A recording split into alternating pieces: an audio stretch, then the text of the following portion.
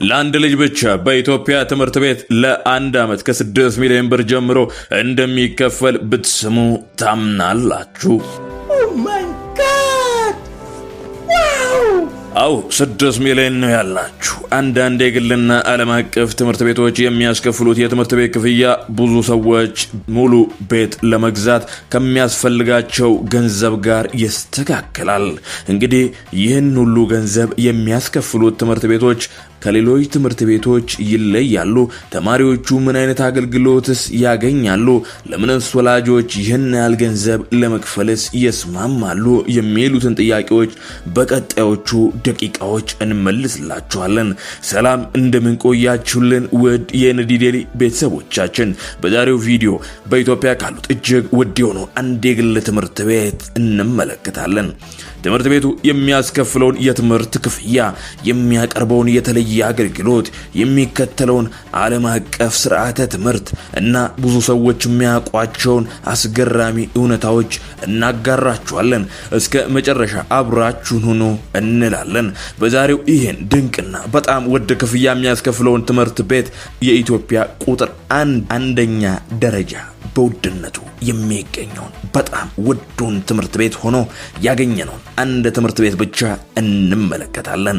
እርሶ በ6 ሚሊዮን ብር ምን ያረጉበታል? እዚህ ትምህርት ቤት ልጆን አስገብተው ክፍያ ይከፍሉበታል ወይስ 6 ሚሊዮን ብሩን ኢንቨስትመንት ላይ ያውሉታል? 6 ሚሊዮን ብር በኢትዮጵያ ኑሮ በዚህ ሰዓት አንድ መኪናና ቀለል ያለ አንድ ኮንዶሚኒየም የመግዛት አቅም አለው።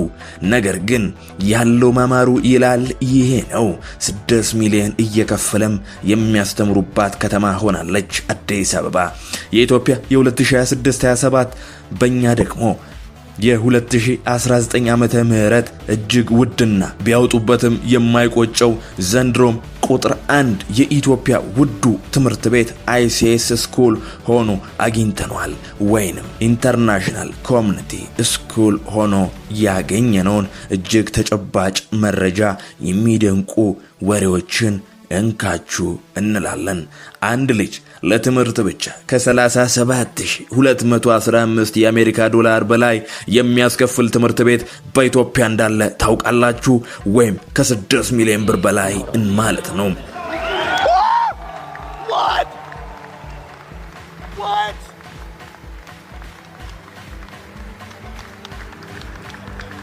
ለእያንዳንዱ ተማሪ መኪና ገዝተው ይሰጡ ይሆንን የሚልም አይጠፋም። ልጆች በዚያ የተለየ ምን ያገኛሉ የሚለውን ጥያቄያችሁን በደማቁ እንመልስላችኋለን። ዛሬ እነዚህንና አንድ ለየት ያለ የሚደንቅ ማንም የማያውቀውን አንድ ድንቅ ነገር በስተመጨረሻ እናጋራችኋለን። ከዚህ ትምህርት ቤት በጣም የሚገርመው ነገር 12ኛ ክፍል ሲጨርሱ እንደ ሌሎቹ ትምህርት ቤቶች ጅማ ዩኒቨርሲቲ፣ ወላይታ ዩኒቨርሲቲ፣ መቀሌ ዩኒቨርሲቲ ብሎ ነገር አይሰራም። የሚሄዱት ተማሪዎቹ ቀጥታ እንደነ ኦክስፎርድ ዩኒቨርሲቲ፣ አሜሪካን ያሉ ዩኒቨርሲቲዎች ያለምንም ቅድመ ሁኔታ ይሄዳሉ። ግን 6 ሚሊዮን ግን መከፈል የግድ ይላል። ውድ የንዲዴሊ ቤተሰቦች፣ ብዙ ሰዎች የዲፕሎማቶች ትምህርት ቤት ብለው ይጠሩታል። ምክንያቱም እዚህ የሚማሩ ተማሪዎች ከ80 በላይ የተለያዩ ሀገሮች የመጡ ቤተሰቦች ልጆች ናቸው። 98%ዎቹ ዜጎች ናቸው።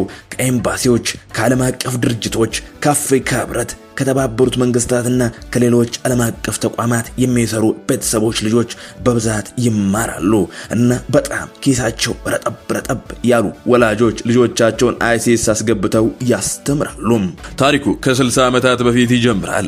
በ1964 ዓመተ ምህረት ንጉሠ ነገሥት ቀዳማዊ ኃይለ ሥላሴ በአዲስ አበባ 15 ሄክታር መሬት በመስጠት የዚህን ትምህርት ቤት መሰረት እንዲጣል ድጋፍ አደረጉ።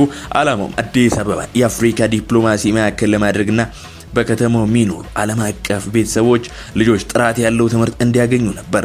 ICS ከ900 በላይ ተማሪዎችን ከ80 በላይ ሀገር ዜጎችን ያስተምራል።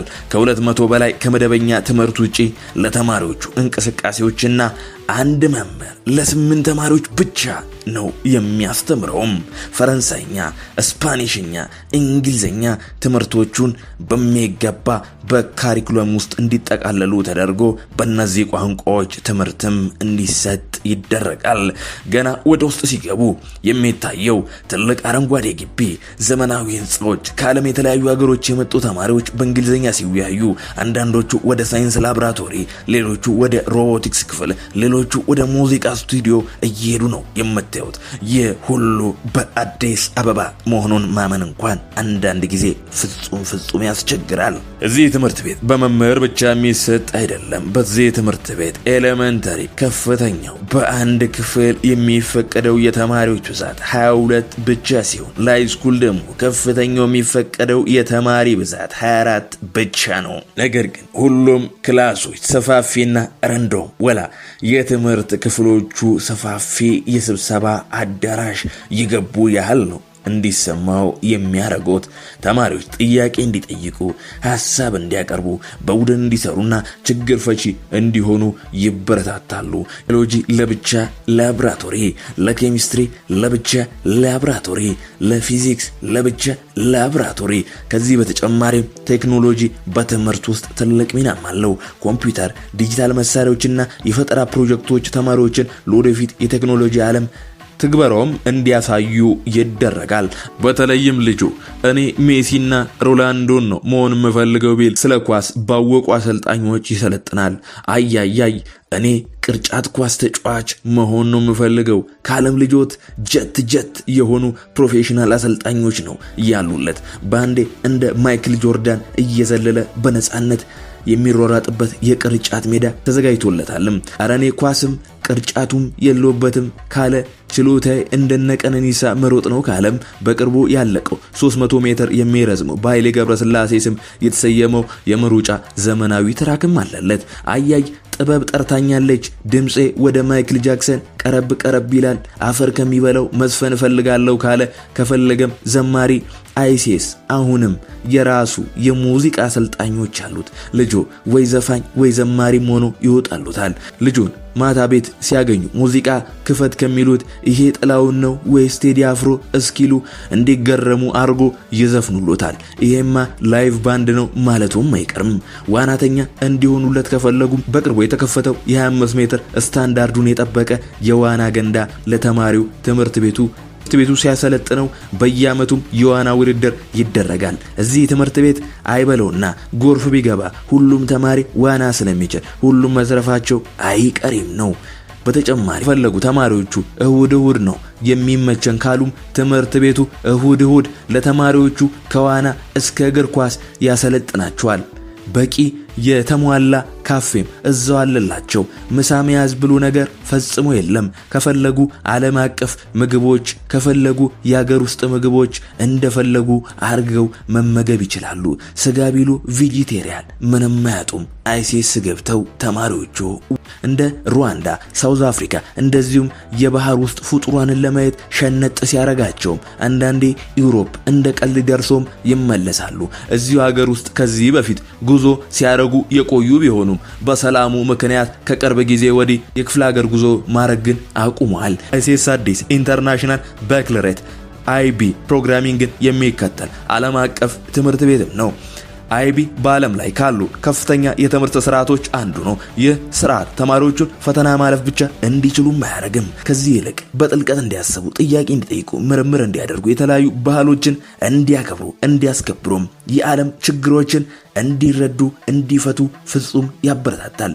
የዛሬው የሚፈለገው መረጃን የሚያስታውስ ሰው ብቻ አይደለም፣ መረጃን መጠቀም የሚችል ተማሪዎችን ማፍራት ላይም ያተኩራል። ወላጆች አይሲኤስ አዲስ የሚመርጡት አንድ ትልቅ ምክንያት አላቸው። ይህም ልጄ ከዚህ በኋላ የት ይደርሳል፣ 12ኛ ክፍል ከጨረሰ በኋላ ወዴት ነው የሚያመራው የሚለውን ጥያቄ ከመመለስ አንጻር ነው አይሲኤስ የሚያስገቡት።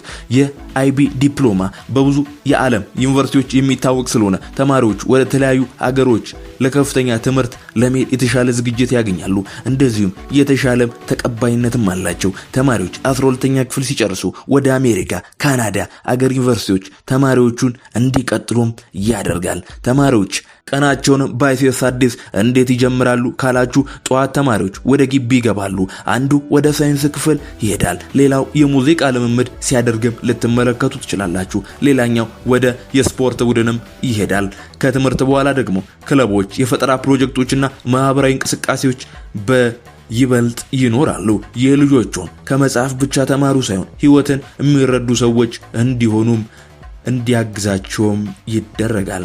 አይሲኤስ አዲስ ከተለያዩ ባህሎች፣ ቋንቋዎችና ሀገሮች የመጡ ተማሪዎችን አንድ ላይ ያገናኛል። አንድ ተማሪ በዚህ አካባቢ ሲያድግ የሚማረው የመጽሐፍት ዕውቀት ብቻ አይደለም፣ በተለያዩ አገራት ሰዎች መካከል መስራትና የዓለም አስተሳሰብ ማዳበርን በእጅጉ ይማራል። እስካሁን ያየነው ሁሉ አንድ ጥያቄ ያስነሳል። ይህ ሁሉ ስንት ያስከፍላል? አይሲኤስ አዲስ ከኢትዮጵያ ከፍተኛ የትምህርት ክፍያ ካላቸው ዓለም አቀፍ ትምህርት ቤቶች አንዱ ነው። ግንባር ቀደሙም ነው። እንደ ክፍል ደረጃው ክፍል ይለያያል። ከፍተኛው የ11ኛና የ12ኛ ዓመታዊ ክፍያ የ2019 ዓመተ ምህረት ከ37215 የአሜሪካ ዶላር ወይም ከ6 ሚሊዮን ብር በላይ ሊደርስ ይችላል። ይህ ለብዙ ሰዎች ትልቅ ወጪ ቢሆንም የሚመርጡት ቤተሰቦች የሚያዩት የወደፊት እድሉ ነው። ችግር የለም የመክፈል አቅም አለኝ ካሉ ልጆ እዚህ ትምህርት ቤት እንዲገባ የግድ እንግሊዘኛ አቀላጥፎ መናገር መቻል አለበት። ሲቀጥል የሚቀርብለትን የመግቢያ ፈተና ማለፍ አለበት እና ተጨማሪ ወጪዎችም አሉበት። የማመልከቻ $300፣ የመመዝገቢያ $300 መክፈል የግድ አለበት። አዲስ ተማሪ ለመመዝገብ ደግሞ $10,000 ይከፍላሉ። በአጠቃላይ $10,600 ይከፍላሉ።